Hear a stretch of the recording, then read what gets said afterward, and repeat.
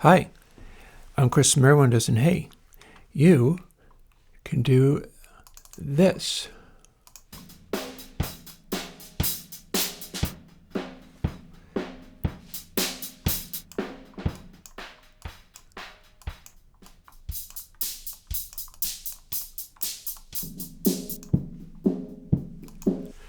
Because this is Airwindows PearLiteEQ. So I'm going to be quick because I was working all morning on Console X3, the GUI stuff for it to be specific. And that's pretty exciting, but it also ate up my whole entire day. So I have to make these videos quicker today. PearLiteEQ is not the newest thing I've got, but it's a nice little combination of stuff. As you can see, we've got a high mid, low mid, and bass. Much like you might have on a recording console or something, when you don't have a million different controls, but just the ability to take some frequency bands and turn them up and down. So the pair filter is something that I came up with quite a while back, and it does a pretty good job of having a good crossover sound. And this EQ is built the way that I build all of my EQs these days, which is a sort of additive subtractive kind of thing, where I'm just building it out of crossovers and producing frequency bands by repeatedly subtracting bands from other bands in such a way that if I add them all together again, it is a perfect reproduction. And then any disparity, this is also the way that I do the Bezier filters, any disparity is less obvious when it's subtle. For instance, here's the keyboard sound. And we can remove or add highs.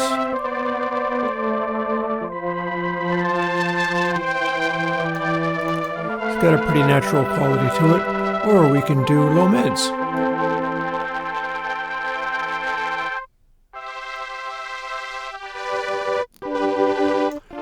Or high mids.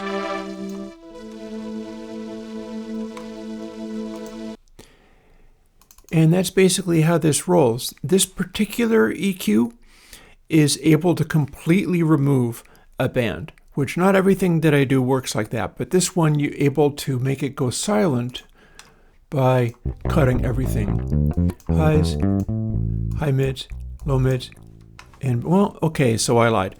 It's not really perfectly silent, but it is very attenuated. And then you can bring a single band in. For instance, if you wanted this bass to have all low mids.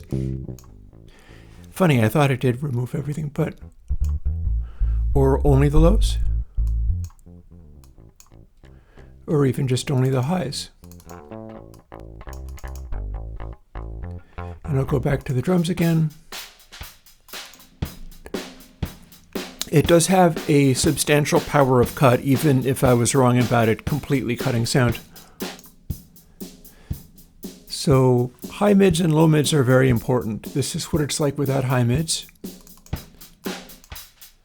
And this is what it's like without low mids. I have this as a tiny little interface, but I can change the size of it since this is in Reaper and it's a generic interface.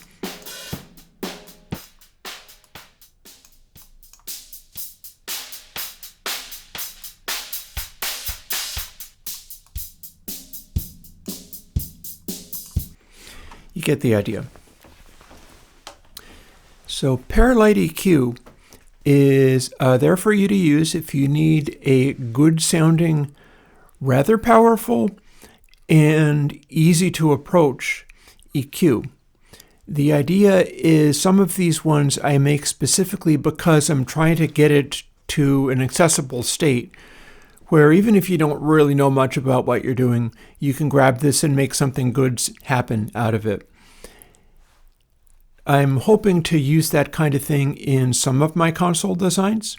In particular, the Beatles-style console design is going to have stuff like that because you don't really have a full SSL complement of controls on your older style mixing consoles.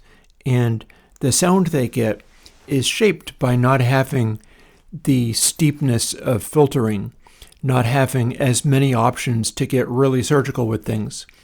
So that's going to be built into the console design that I come up with for that purpose. It's been a really interesting time. I am working madly on Meter and Console X3. I have Purist Console 4 coming, but I have been stalled by it because there's a lot of people out there vibing up weird variations on clippers and things. And some of them are running with an idea that I've long held, which is that oversampling often sounds worse than it sounds better. There's ways of going about addressing that without doing oversampling these days. And a guy from Signalsmith did a talk on his approach, a thing called elliptic blep anti-aliasing, which is really good. The Surge XT people enjoy using that. I'm trying to do my variation on it, and it's not really going according to plan, but I think I'm getting something because I did a bunch of experimenting and ended up with something which was not successfully removing wildly distorted test tones. But boy, did it make the heavily distorted audio, like music content, take on a color and character. So I'm going to be working on that. There's like aliasing suppression stuff, which I'm going to be looking into. And that's probably going to affect my approach towards saturation in Console X3 and Purist Saturation 4. Because that was originally using the thing that I have in TapeHack. I might have a better way of doing it, or, which is even better, not necessarily a better way of doing it so much as a way of getting a different sound out of that class of processing in such a way that I can interpret what that sounds like and apply it to plugins going forward.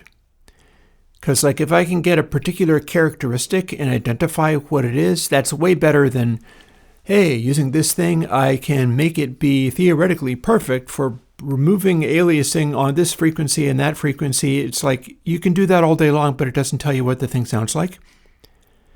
And if I can work on this stuff, work out what it sounds like, and then put that into effect, I should be able to make stuff sound better.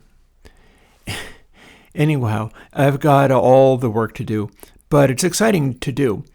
And this upcoming week, I should be doing live streaming where I'll be exploring that with more intensity, and there'll be plugins coming out where you get to yourself play with this aliasing suppression stuff in that it changes the tone of things. And there ought to be about 4 or 5 different ways of changing the tone of things, whether it successfully removes aliasing or not. Near as I can tell, that's what's going to happen, is it's a different way of changing the tone of stuff. And I'm looking forward to that a lot. So on that note, I'm going to get to making my videos on today. The video for patrons at $10 and up is the Police's Synchronicity 1. And that's because it scores really high in my new meter. And then there's going to be the Beatles' Lucy in the Sky with Diamonds, just because I needed to pull out another Forbidden track to do in the Forbidden series. And for both of those, I'm including a little glimpse of Console X3, and the audio is passing through it, but that's not to say that you'll hear anything because it is set to fully bypassed, much like with PearLiteEQ. If you set it flat, it does not touch the sound. Specifically, well, with Console X3, what's going to happen is it will not touch the sound if you have the tape saturation off. If the tape saturation is on even a little bit, it's going to need to be using the aliasing suppression stuff. And I'll dial that in such a way that it sounds as good as it possibly can. Also, I think it's going to be that's going to be the case for the console processing as well. I'm going to need to have the the aliasing suppression working on that as well. But yeah, the interesting thing about it though is you'll get a glimpse of Console X3, which is using the new form of tone color that I've built into Airwindows Meter. And I changed it all around after the last time I used it in order to make it exactly match what you see in the color of the dots. That's right, no longer does it have a special rule for what the tone color is supposed to be. It's just loudness makes the blue dots, brightness makes the red dots, especially in the slew meter. And then if things are really bassy, everything turns to green dots, which means you don't have any intensity in the loudness at all. And so the tone color follows that. And you will see it demonstrated in the little bitty window of Console X3 I'm showing you. And I feel that's going to be more approachable. It's less to explain. And it's honestly, it's no harder to come to grips with as far as a tone color making some kind of sense. The stripe on the top of Airwindows Meter is still the tone color. But you might also notice that I have the frame of the plugin lighting up with the tone color, as does the background to the meter in Console X3. But tune in to the Forbidden Music thing on Wednesday, or jump on the Patreon, $10 and up, and I make a special video just for you every week. And I mean every week. I've been pretty good about not failing on that one. So there have been a lot of them by now. But as they continue to go, they also give you a reference to what Airwindows Meter is doing at the moment and the kinds of results that you'll see out of it on various kinds of music. And with that, I'm going to get back to work because I have all manner of video recording and editing to do today. I'll talk to you later. Bye-bye.